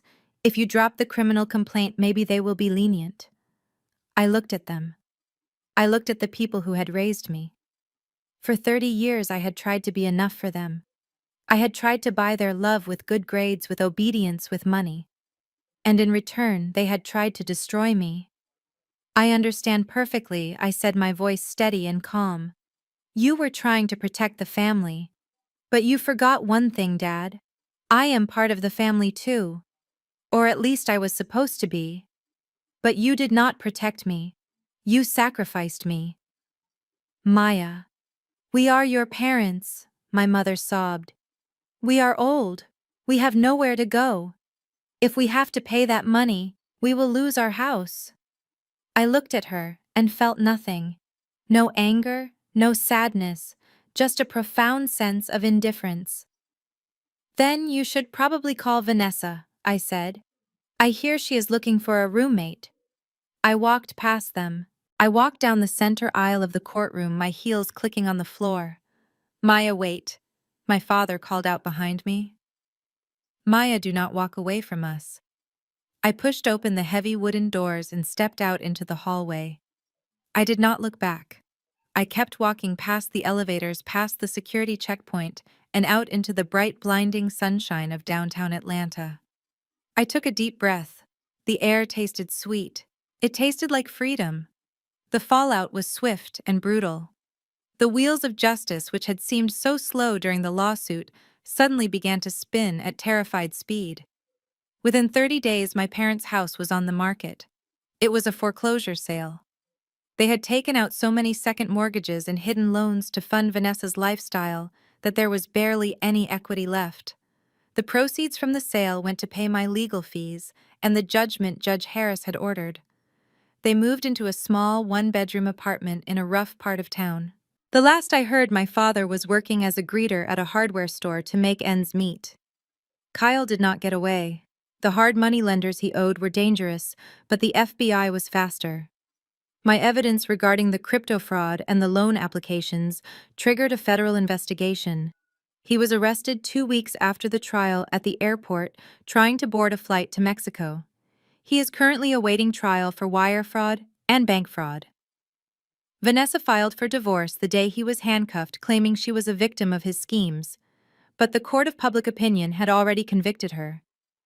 A few months later, I was having dinner at a diner near my office. I heard a familiar voice complaining about a tip. I looked over the booth. It was Vanessa. She was wearing a stained apron, holding a pot of coffee, looking 10 years older. She was serving a table of rowdy teenagers who were laughing at her. She looked up and our eyes met. She froze. The golden child, the girl who was born to shine, was now refilling ketchup bottles. I saw the shame flush her cheeks, the same blush I had seen in the courtroom. I did not smile. I did not gloat. I just turned back to my meal and left a $100 tip on my table.